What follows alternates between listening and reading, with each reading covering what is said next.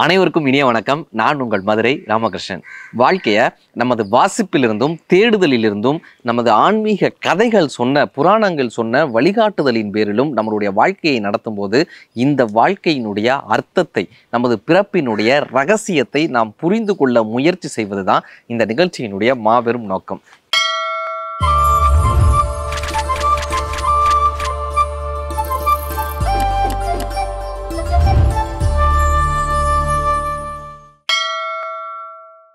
Channel 5 பக்தியின் மூலமாக உங்களையும் என்னையும் சந்திக்க வைத்த இறைவனுக்கு ஒரு மிகப்பெரிய ஒரு நன்றியை இந்த நேரத்தில் சொல்லி, மகாபாரத்தில் சார் எனக்கு ரொம்ப பிடிச்ச காட்சி, குந்தி தேவிட்ட கிருஷ்ணர் போய் சொல்கிறார்.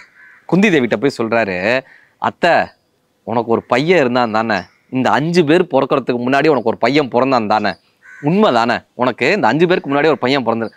குந்தி தேவி ஆச்சரியத்தோட கேட்குறாங்க, இது எப்படி கிருஷ்ணா உனக்கு தெரிஞ்சிச்சு, நீ இந்த ஆற்றுல விட்டதானே, அந்த பையனை ஆற்றுல விட்டதானே.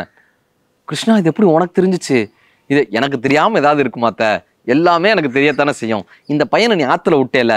ஆமாம், அந்த பையன் யார் தெரியுமா, யார் தெரியுமா, எப்போ தெரியுமா அந்த கான்வர்சேஷன் நடக்குது, மகாபாரத யுத்தம் தொடங்க போகுது, இந்த நாடு பஞ்சபாண்டவர்கள் 5 பேருக்கா கௌரவர்களுக்கான பேச்சுவார்த்தை நடந்து கொண்டிருக்கக்கூடிய அந்த தருணம், மகாபாரத யுத்தம் தொடங்கக்கூடிய அந்த தருணம். அப்பொழுது அர்ஜுனனுக்கு நிகரான வீரனாக இருப்பவன் கர்ணன்.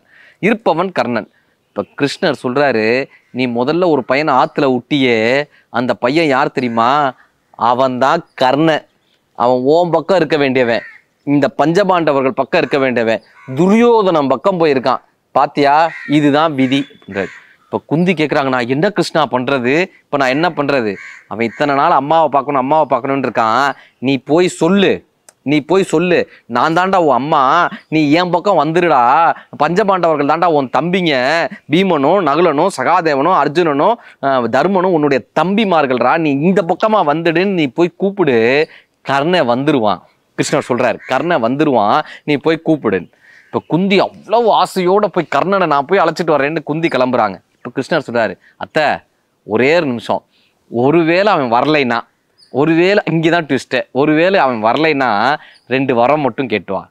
2 வரம், அர்ஜுனன் மேலே நாகாஸ்திரத்தை ஒரு முறைக்கு மேலே இன்னொரு முறை பயன்படுத்தக்கூடாது, முதல் வரம். 2வது வரம், அர்ஜுனனை தவிர மற்ற யாரையும் கொல்லக்கூடாது. இந்த 2 வரத்தை மட்டும் கர்ணன்ட்ட வாங்கிட்டுவான். இதென்ன பெரிய விஷயம்னு குந்தி கிளம்புறாங்க. இப்போ குந்தி தேவி போய் இந்த குந்தியும் கர்ணனும் சந்திக்கக்கூடிய அந்த காட்சி இருக்கும் சார் மகாபாரத்தில். நீங்கள் படத்தில் கூட அந்த காட்சியை பார்த்துருக்கலாம். அப்படியே சிவாஜி கணேசன் சார் அப்படி நடிச்சிருப்பார் அந்த படத்தில். அந்த காட்சியில் தன்னுடைய தாயை, இத்தனை நாள் தான் தேடிக்கொண்டிருந்த தாயை, இத்தனை நாள் யார் தன்னுடைய பெற்றவள் என்று தெரியாத அந்த கர்ணன் மாதாவான குந்தியால், பிதாவான சூரியனால், குருவால் பரசுராமர் என்கிற குருவால், கடைசியா கிருஷ்ணர் என்ற தெய்வத்தால் 4 பேராலும் வஞ்சிக்கப்பட்டவன் கர்ணன் மட்டும்தாங்க. 4 பேராலையும் வஞ்சிக்கப்பட்டார் பாவம். அப்படிப்பட்ட கர்ணன் குந்தியை பார்க்குறாருங்க, தன்னுடைய அம்மாவை பார்க்குறாரு. அவங்க அம்மா சொல்றாங்க, நான் தாண்டா உன் அம்மான்றாங்க. இவர் சிரிக்கிறாரு. ஏன்னா இத்தனை நாட்கள் அரசன் ஆனதுக்கப்புறம் அத்தனை பேர் வந்து நிற்கிறாங்க, ஒவ்வொருத்தரும் தான் தான் அம்மான்னு. இப்போ கர்ணனை ஒரு துணியில சுத்தி அனுப்புனாங்கல்ல, ஒரு புடவையில சுத்தி அனுப்புனாங்கல்ல சின்ன குழந்தையா இருக்கும்போது, அந்த புடவைய யார் அணிந்து அவங்களுடைய உடல் வெந்த நிலையில் இல்லாமல் இருக்கிறதோ அவர்கள் தான் கர்ணனுடைய தாயார். இப்போ குந்தி என்ன தெரியுமா பண்றாங்க, நிறைய பேர் வருவாங்க, நான் தான் உன் அம்மான்னு சொல்லி அந்த புடவையை அணிவாங்க, அணிஞ்சு அவங்க உடம்பெல்லாம் வெந்து போயிடும். இப்போ கர்ணன் பார்க்குறாரு, பஞ்சபாண்டவர்களினுடைய தாய்மா நீங்க ஏன் இந்த பொய்யை சொல்லணும்னு கேட்குறாரு. இப்போ குந்தி சொல்றாங்க, இல்லடா நான் தாண்டா உன்னுடைய அம்மான்னு அந்த புடவையை அணிஞ்சு வந்து நிற்கிறாங்க. இப்போ கர்ணன் விளவெழுத்து போறாரு, விதிர்த்து போறாரு, அம்மா நீங்க தான் என் அம்மாவான். ஆமாம்ப்பா, நான் தாண்டா உன் அம்மா, உன்னை பெற்ற பாவி நான் தாண்டா, உன்னை ஆற்றுல விட்டு அந்த பாவி நான் தாண்டா, உன்னை அனாதையாக விட்டு அந்த பாவி நான் தாண்டான்னு அந்த அம்மா அலறாங்க. இப்போ கர்ணனும் அந்த குந்தியும் அழக்கூடிய அந்த காட்சி. இப்போ குந்தி கேட்குறாங்க, சொல்றாங்க, டே பஞ்சபாண்டவர்களுடைய தம்பிமார்கள், நீ இந்த பக்கமாக வந்துரு, துரியோதனனை விட்டு வந்துரு, இவங்கெல்லாம் உன் தம்பிங்க, துரியோதனை விட்டு வந்துரு. இப்போ நம்மளா இருந்தால் என்ன சார் பண்ணியிருப்போம், தம்பிங்க நம்மளா இருந்தால் என்ன பண்ணியிருப்போம், ரத்தம். அம்மா வந்து கேட்குறாங்க, போயிருப்போம்ல. கர்ணன் போகல சார், கர்ணன் போகலை. கர்ணன் சொன்ன வார்த்தை என்ன தெரியுமா, வரவே முடியாதேம்மா. ஏன் தெரியுமா, துரியோதனை என் நண்பம்மா, துரியோதனன் என் நண்பம்மா. எதுவுமே இல்லாதப்ப, ஒண்ணுமே இல்லாதப்ப நான் தேரோட்டியினுடைய மகன் என்று எல்லோரும் என்னை சூத்திரன் என்று சொல்லி எல்லோரும் என்னை தாழ்த்தப்பட்டவனாக என்னை நிந்தித்து கொண்டிருந்த போது துரியோதனன் மட்டும்தாம்மா எனக்கு மகுடம் சூத்தி என்னை அரசனாக்குனா, என்னை நண்பனாக்குனாமா, என்னைய பக்கத்திலே வச்சுக்கிட்டாமா. உங்களுக்கு ஒண்ணு தெரியுமாமா? துரியோதன தட்டுல ஒரு முறை சாப்பிட்டானா அந்த தட்டுல இன்னொரு முறை சாப்பிட மாட்டாமா, ஒவ்வொரு தட்டை தான் சாப்பிடுவான். ஏன்னா அப்படி சுத்தம் பார்க்குறவன் துரியோதன, அவன் ஏன் தட்டுல சாப்பிடுவாமா, நான் சாப்பிட்ட எச்ச தட்டுல சாப்பிடுவாமா துரியோதன. அப்படிப்பட்ட நண்பன்மா துரியோதன. அவனை விட்டுட்டு எப்படிம்மா நான் வருவேன்? ஏன் தட்டுல சாப்பிடுவாமா அவன்?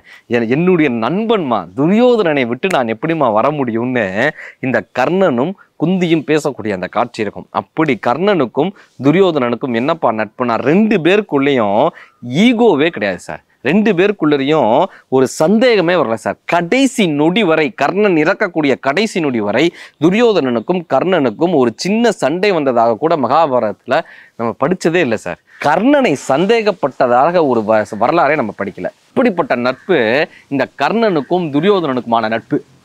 இறுதி மூச்சு உள்ள வரை நான் என்னுடைய நண்பனுக்காகத்தான் இருப்பேன்னு துரியோதனனுக்காக கர்ணன் நின்னாருங்க, கடைசி வரைக்கும் நின்னாருன்னுவாங்க. அதே போல இந்த நட்பு என்னப்பான்னா, தனக்கு கிடைத்த ஒரு வாய்ப்பை கூட, தனக்கு கிடைத்த ஒரு பதவியை கூட, தனக்கு கிடைத்த வாழ்வை கூட யாரால் அடுத்தவர்களுக்கு விட்டு கொடுக்க முடிகிறதோ அங்க நட்பு நிலைத்திருக்கிறதுன்னு.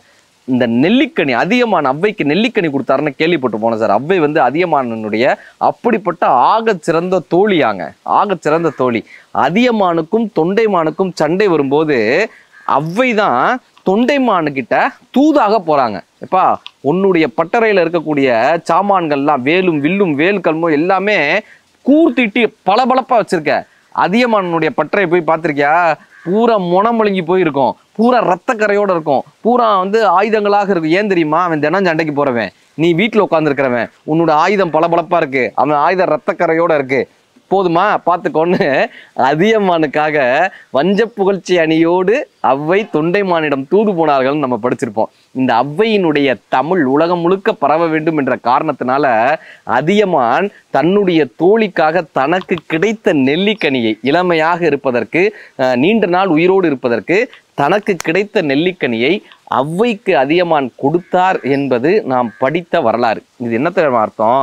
தனக்கு கிடைத்த ஒரு பெரும் வாழ்வை கூட தன்னுடைய நண்பர்களுக்கு யாரால விட்டு கொடுக்க முடிகிறதோ காலத்தை தாண்டி அவங்க நிற்பாங்களாங்க. அதனாலதான் இன்னைக்கு தர்மபுரின்ற ஊருக்கு பெயரே இந்த நெல்லிக்கனியை அதியமான் அவ்வைக்கு தானமாக கொடுத்த காரணத்தினாலதான் தர்மபுரி அப்படின்ற பெயரே வந்தது அப்படின்னா அந்த தர்மபுரிக்கு பின்னால் இருக்கக்கூடிய வரலாற்றை சொல்லுவாங்க. இன்னைக்கு நம்ம எல்லாருக்கும் தெரியும், விவேகானந்தர் வந்து சிக்காகோ மாநாட்டில் போய் டியர் பிரதர்ஸ் அண்ட் சிஸ்டர்ஸ்னு பேசினாரு. எல்லாரும் அந்த பேச்சினுடைய சாரத்தை பாராட்டினாங்கன்னு. விவேகானந்தர் சிக்காகோவுக்கு சென்று பேசினார்ன்றது நமக்கு தெரியும். ஆனால் அவர் சென்று பேசுவதற்கு காரணமாய் இருந்தவர் அவருடைய நண்பர் பாஸ்கர சேதுபதின்ற மகாராஜா, ராமநாதபுரத்தினுடைய மகாராஜா, விவேகானந்தருடைய நெருங்கிய நண்பர். அவர் தான் அமெரிக்காக்கே போகணும். பாஸ்கர சேதுபதி மகாராஜா தான் அமெரிக்காவுக்கு போக வேண்டியவர். ஆனா அவர் போகலைங்க. தன்னுடைய நண்பன், தன்னை விட தன்னுடைய நண்பன் போனாதான் அந்த ஆன்மீகம் போய் மக்கள் கிட்ட சேரும்னு தன்னுடைய நண்பனை அழைத்து அவரை மேடை ஏற்றி அழகு பார்க்கக்கூடிய மிகப்பெரிய குணம் நட்புக்கு மட்டும்தாங்க உண்டு. இந்த நட்பு எப்படி தெரியுமா இருக்கணும்? 9ஆம் நம்பர் மாதிரி நட்பு இருக்கணுமாங்க. அது என்ன சார் 9ஆம் நம்பர் மாதிரி நட்பு? 9ஓட நீங்க எதை பெருக்குனீங்கனாலுமே 9ஆம் நம்பர் தான் வரும். 9 × 2 18, 9ஆம் நம்பர் வருதா? 9 × 3 27, 2 7 கூட்டினா 9ஆம் நம்பர் வருதா? 9 × 4 36, 3 6 கூட்டினா 9ஆம் நம்பர் வருதா? தன்னோடு யார் சேர்ந்தாலும் நம் நிலையை இழக்காத வண்ணமாக அந்த நட்பு இருக்கணும். இப்போ 9ஆம் நம்பரோட எதையாவது ஒன்று கூட்டுங்க. 9 1 10, ஒன்றா வந்து ஒன்றாவே இருக்கா? 9 2 11, ரெண்டா வந்து 1 1 2 இருக்கா? 9 3 12, 1 2 3 இப்படி நம்மோடு யார் சேர்ந்தாலும் அவர்களுடைய குணத்தையும் இழக்காத வண்ணமாக அந்த நட்பு இருக்கணும். 8ஆம் நம்பர் மாதிரி நட்பு இருந்துடக்கூடாது. அது என்ன சார் 8ஆம் நம்பர் மாதிரி? 8ஓட 2 கூட்டுங்க 10ன்னு வரும், கரெக்டா? 8ஓட 2 சேர்ந்து அதுலேருந்து 10ஆ மாறும்போது 1ஆ மாறிடுது. 8ஓட 3 வந்து 11ஆ மாறுது. 8ஓட 4 வந்து 12ஆ மாறுது. 4ஆ வந்து 3ஆ குறையும். அப்படி தன்னோடு சேரக்கூடியவர்கள் அவர்களுடைய நிலையை குறைத்து கொள்ளவும் கூடாது, நம்முடைய நிலையை குறைத்து விடவும் கூடாது. அப்படியாக இந்த நட்பு இருக்கணும் அப்படின்னு இந்த நட்பினுடைய சூட்சமத்தை மகாபாரதமாக இருக்கட்டும், அவ்வை அதியமானினுடைய அந்த கதையாக இருக்கட்டும், விவேகானந்தர் பாஸ்கர சேதுபதி மகாராஜாவினுடைய கதையாக இருக்கட்டும், அப்படி நம் வாழ்க்கையில் சரியான நண்பர்களை நாம் தேர்ந்தெடுக்கும் போது கோப்பெருஞ்சோழன் என்கிற ஒரு மிகப்பெரிய சோழ மன்னன் மீது பிசிராந்தையார் என்கிற புலவர் கொண்ட நட்பின் காரணமாக கோப்பெருஞ்சோழன் இறந்து விட்டான் என்று தெரிந்த உடனே பிசிராந்தையார் வடக்கு இருந்து உயிர் நீத்தார்ன்ற கதையை படிச்சிருப்போங்க. கடையேழு வள்ளல் பாரி ஒரு போரில் இறந்த பின்பு அவருடைய மகளான அங்கவையும் சங்கவையும் கபிலரும் அவ்வையும் மீட்டெடுத்து வந்து இங்கு அங்கவை சங்கவையை நம்ம திருக்கோவிலூர்ல இருக்கக்கூடிய ஒரு மகாராஜாக்கு திருமணம் செய்துவிட்டு கபிலர் தன்னுடைய நண்பன் பாரி இல்லாத உலகத்தில் நான் வாழ மாட்டேன் என்று சொல்லி கபிலர் வடக்கிருந்து உயிர் நீத்த இடம் இன்றைக்கும் நம்மளால பார்க்க முடியும். கபிலர் குன்று அப்படின்ற அந்த இடம் இருக்கு. இன்றைக்கும் அந்த இடத்த நம்மளால வந்து பார்க்க முடிகிறது. அப்படியாக இந்த நட்பு என்னப்பா பண்ணா, தன்னுடைய நண்பனை இழந்த இந்த இடத்தில் நான் இருக்க மாட்டேன் என்று சொல்லும் அளவிற்கு இந்த நட்பு மிகப்பெரிய ஒரு வரமாக அமைந்திருக்கிறது. அன்னை கடவுளாய் வந்த வரம், அப்பா நாம் புரிந்து கொள்ளவே முடியாத ஒரு வரம், மனைவி கடவுள் தந்த வரம், நட்பு கடவுளுக்கே கிடைக்காத வரம். அப்படி ஒரு வரம் உங்களுக்கு கிடைத்திருந்தால் அந்த நண்பனின் கைகளை இறுக பற்றிக் கொள்ளுங்கள். நன்றி, வணக்கம்.